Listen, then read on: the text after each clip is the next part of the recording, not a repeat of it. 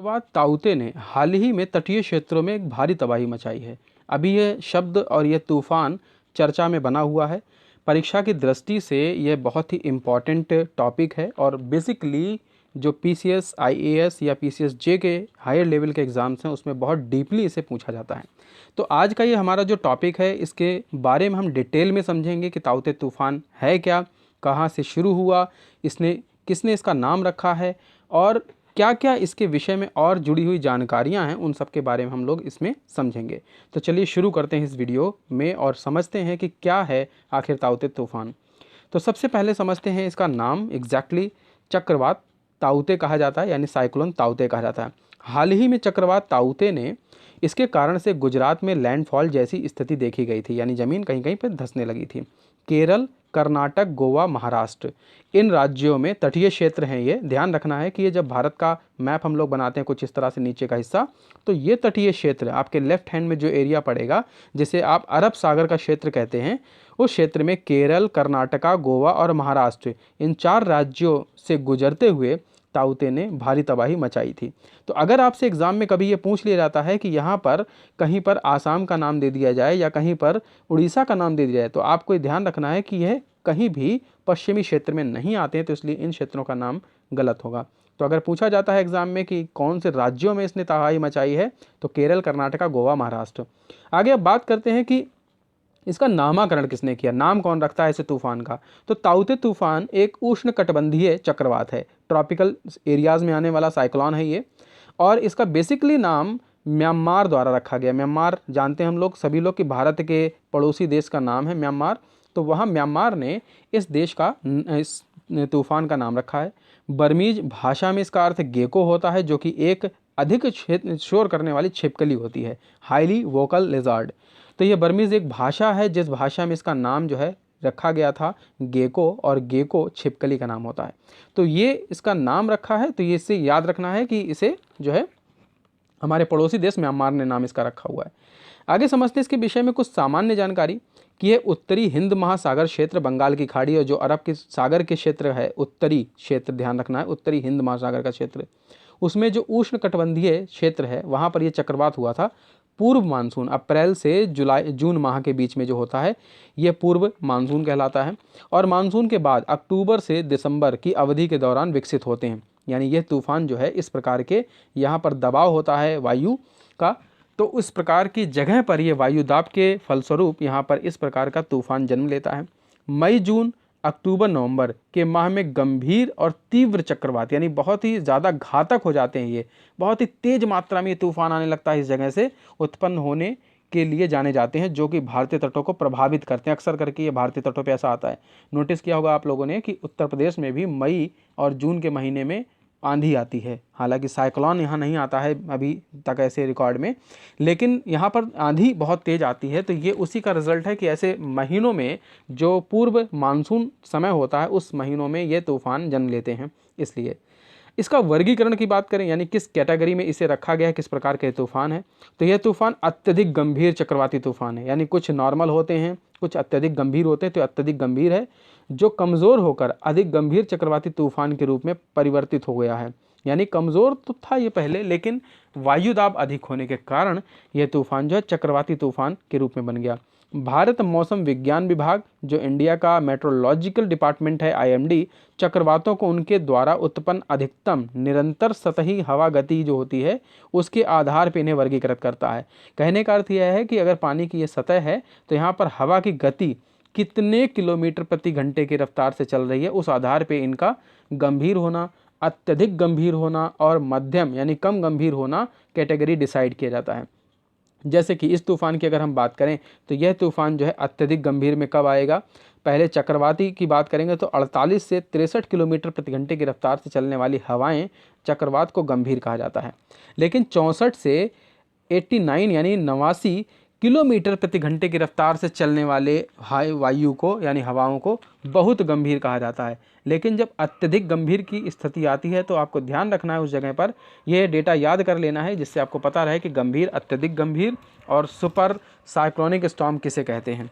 तो अत्यधिक गंभीर की स्थिति जब होती है 90 किलोमीटर से लेकर 119 किलोमीटर प्रति घंटा की रफ्तार स्पीड जो होती है उतने पर यह अत्यधिक गंभीर माना जाता है, खतरनाक हो जाता है, जानलेवा होता है। फिर आगे सुपर साइक्लोनिक स्टॉर्म की बात करें तो 120 किलोमीटर प्रति घंटे के रूप में वर्गीकृत किया जाता है। यह भारतीय मौसम विज्ञान की तरफ से होता है। यह जो इसका वर्गीकरण है, किस कैटेगरी में रखना है कौन से तूफान को, यह डिपेंड करता है इनके वायु गति के आधार पे। एक नॉट की बात करें तो यहाँ पर जितने किलोमीटर प्रति घंटे की रफ्तार की जा रही है, नॉट में एक्चुअली नॉटिकल मील में समुद्र में गिना जाता है। और नॉटिकल जब गिना जाता है तो एक नॉट की जो दूरी होती है 1.8 किलोमीटर होती है, 1 नॉट कहलाता है। तो 1.8 किलोमीटर प्रति घंटे की रफ्तार होती है जो किलोमीटर प्रति घंटा गिना जाता है।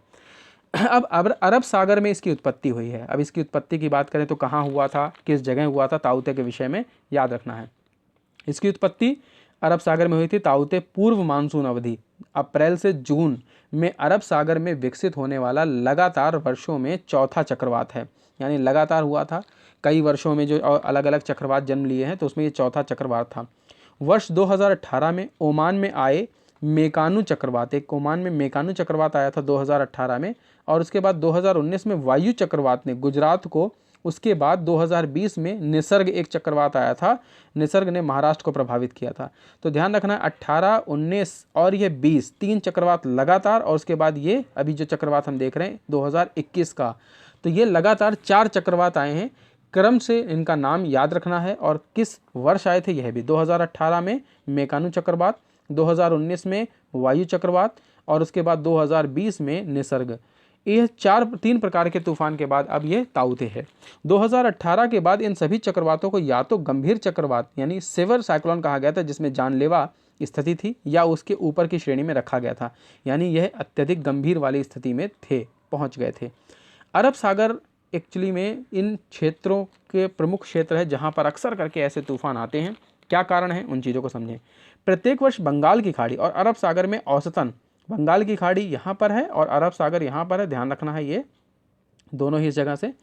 तो बंगाल की खाड़ी, बे ऑफ बंगाल में और अरब सागर में जो विकसित होते हैं तूफान, उनमें से औसतन जो 5 चक्रवात अरब सागर में होते हैं, इनमें से 4 बंगाल की खाड़ी बे ऑफ बंगाल में विकसित होते हैं, जो अरब सागर से भी गर्म है, यानी कि वह एरिया अरब सागर से अत्यधिक गर्म होता है। इसके अलावा 2018 में बंगाल की खाड़ी में एक वर्ष में औसतन 4 चक्रवात विकसित हुए, यानी 2018 में एक साल के अंदर 4 चक्रवातों ने जन्म लिया। वहीं अरब सागर में 3 चक्रवात निर्मित हुए, जबकि 2019 में अरब सागर में 5 चक्रवात विकसित हुए। तो बंगाल की खाड़ी में 3 का निर्माण हुआ, जिसके कारण अरब सागर बीते 2 वर्षों में बंगाल की खाड़ी की तुलना में 3 अधिक चक्रवातों का निर्माण हुआ। यह ध्यान रखना है इस डेटा को कि बंगाल की खाड़ी में अधिक तूफानों का जन्म हो रहा है। वर्ष 2020 में बंगाल की खाड़ी ने 3 चक्रवाती तूफान उत्पन्न हुए, जबकि अरब सागर में 2 चक्रवाती तूफान आए। हाल के वर्षों में, यानी कभी जल्दी ही, मौसम विज्ञानियों ने यह भी देखा कि अरब सागर भी गर्म हो गया है, और यह ग्लोबल वार्मिंग से जुड़ी एक घटना है। तो जब ग्लोबल वार्मिंग होता है तो हम सब जानते हैं पृथ्वी की जो सतह की गर्मी है वो अक्सर बढ़ने लगती है, जिसके कारण से जो समुद्री इलाका है वहाँ पर वायुदाब बढ़ जाता है। ग्लोबल वार्मिंग की वजह से वहाँ ये सब चीज़ें होती हैं, तो जिस वजह से ऐसे तूफान जन्म लेते हैं। अब आगे कुछ इसकी जुड़ी जानकारियाँ यह भी हैं कि यह देखा गया है कि अरब सागर में समुद्र की सतह पर तापमान लगभग 40 वर्षों से बढ़ रहा है, यानी ग्लोबल वार्मिंग के कारण यह लगातार इसका तापमान बढ़ता जा रहा है। तापमान में वृद्धि 1.2 से लेकर 1.4 डिग्री सेल्सियस तक हुई है, यानी यह 1 डिग्री भी अगर बढ़ता है तो हम सब जानते हैं कि हमारे आसपास अगर कहीं पे 47 से 48 डिग्री हो जाता है तो हालत ख़राब होने लगती है गर्मी के मारे। तो सोचिए कि इस तरह से 1-1 डिग्री अगर बढ़ता रहा तो जो समुद्री क्षेत्र है उनमें तापमान बढ़ने से कितना भयानक विनाश हो सकता है। आगे समझते हैं कि उष्णकटिबंधीय जो चक्रवात है उसकी क्या विशेषताएँ होती हैं। उष्णकटिबंधीय चक्रवात एक तीव्र गोलाकार तूफान होता है, यानी ये इस तरह से कुछ आता है गोल क्षेत्र में, जो गर्म उष्णकटिबंधीय महासागरों में उत्पन्न होता है। तो जो गर्म क्षेत्र के हैं, खासतौर पे अरब सागर, बंगाल की खाड़ी उत्पन्न होता है, और कम वायुमंडलीय दबाव, तेज हवाएं और भारी बारिश इसकी विशेषताएं हैं। तो बेसिकली अगर ये पूछा जाता है कि उष्णकटिबंधीय चक्रवात की क्या विशेषताएं होती हैं, तो उसमें तेज हवाएं होती हैं, भारी बारिश होती है, और वायुमंडल का जो दाब होता है यानी दबाव, उस पर प्रेशर जो होता है, एयर प्रेशर, वो मिनिमम होता है, कम होता है। इस प्रकार की इसकी विशेषताएं होती हैं। इसके अतिरिक्त और भी कुछ विशेषताएं हैं कि उष्णकटिबंधीय चक्रवातों के विशिष्ट विशेषताओं में एक चक्रवातों की आंख में साफ आसमान, यानी इन चक्रवातों के अंदर से अगर देखा जाए तो साफ आसमान दिखाई देगा, गर्म तापमान होगा, कम वायुमंडलीय दबाव का क्षेत्र होता है, इस प्रकार का दिखाई देता है। फिर आगे कुछ इस तरह से कि इस प्रकार के तूफान की उत्तरी अटलांटिक और पूर्वी प्रशांत में हरिकेन तथा दक्षिण पूर्व एशिया एवं चीन में टाइफून कहा जाता है।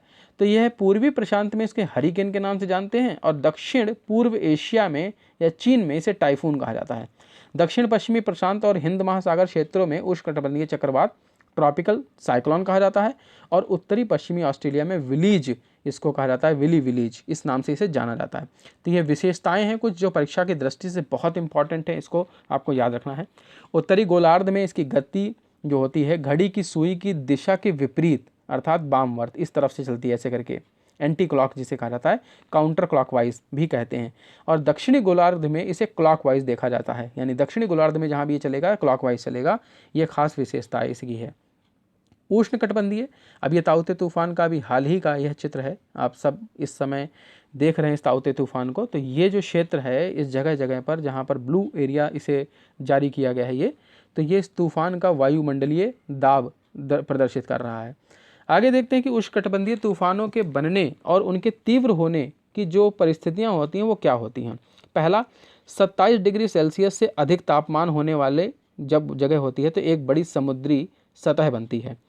कोरिओलिस बल की उत्पत्ति होती है जिसके कारण यह उत्पन्न होता है। ऊर्ध्वाधर लंबवत हवा की गति में छोटे बादल बनते हैं। पहले से मौजूद कमजोर निम्न दाब क्षेत्र या निम्न स्तर चक्रवात की संरचना होती है। समुद्र तल प्रणाली के ऊपर विचलेंस का डाइवर्जेंस होता है, बाहर की तरफ ये चलने लगता है। तो इस प्रकार के क्षेत्र में इसका निर्माण होता है। उष्णकटिबंधीय चक्रवातों का नामकरण अब कौन करता है, यह भी एक बहुत ही महत्वपूर्ण क्रम है। विश्व मौसम विज्ञान संगठन यानी वर्ल्ड मेट्रोलॉजिकल ऑर्गेनाइजेशन WMO के दिशा निर्देश यह हैं कि हर क्षेत्र के देश अपने चक्रवातों को नाम देते हैं। अब हर एक देश का कुछ कुछ क्षेत्र विभाजित है, डिवाइड है, जहां इसका नामकरण किया जाता है। उत्तरी हिंद महासागर की बात करें और क्षेत्र जो है बंगाल की खाड़ी अरब सागर के ऊपर बढ़ने वाले उष्णकटिबंधीय चक्रवातों को कवर करता है, यानी उत्तरी हिंद महासागर, बंगाल की खाड़ी और सागर अरब सागर में इसके ऊपर जितने भी उष्णकटिबंधीय क्षेत्र के चक्रवात बनते हैं तो इस एरिया में पड़ने वाले कंट्री उसको नामकरण करेंगे।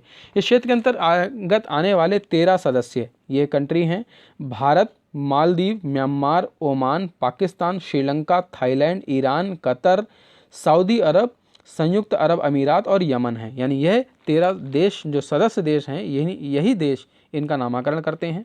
इसके अतिरिक्त भारत मौसम विज्ञान यानी इंडिया मेट्रोलॉजिकल डिपार्टमेंट IMD विश्व के 6 क्षेत्रीय विशिष्ट मौसम विज्ञानों केंद्रों में से एक है, जिसे सलाह जारी करने और उत्तरी हिंद महासागर में उष्णकटिबंधीय चक्रवातों का नाम रखने का अधिकार है। यह पृथ्वी विज्ञान मंत्रालय की एक एजेंसी है।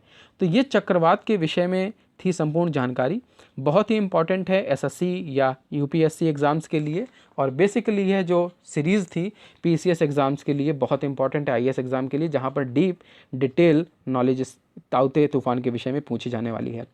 तो आई होप कि इससे आपको एक बहुत ही अच्छी जानकारी मिली होगी, और ऐसे ही एक नए वीडियो नए लेक्चर के साथ नेक्स्ट सेशन में फिर मिलेंगे। तब तक के लिए stay happy, stay safe and keep watching Ashutosh channel.